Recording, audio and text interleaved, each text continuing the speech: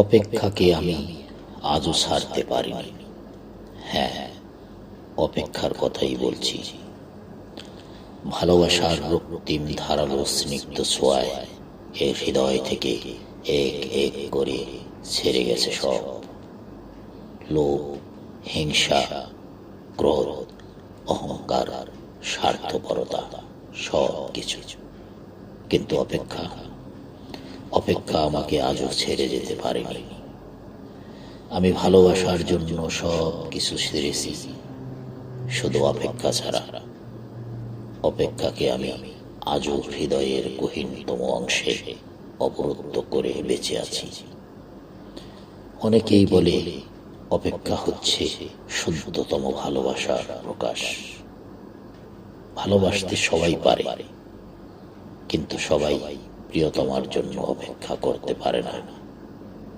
আসলে কি তাই? জানি না তো, হবে হয়তো।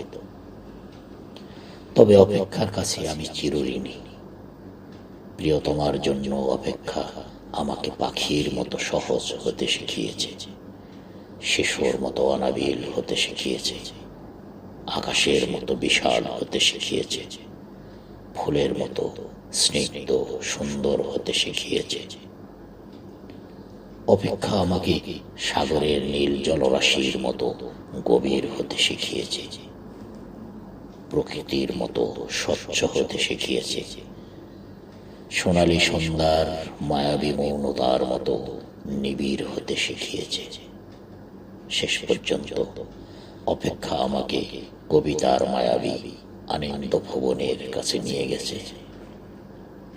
হৃদয়ের মধ্যে প্রতি মুহূর্তে অপেক্ষাকে পুষে রাখা কি কঠিন, অথচ আমি সেই কাজটি করে যাচ্ছি প্রতি মুহূর্তে কি নিদারুণ আনন্দের সাথে।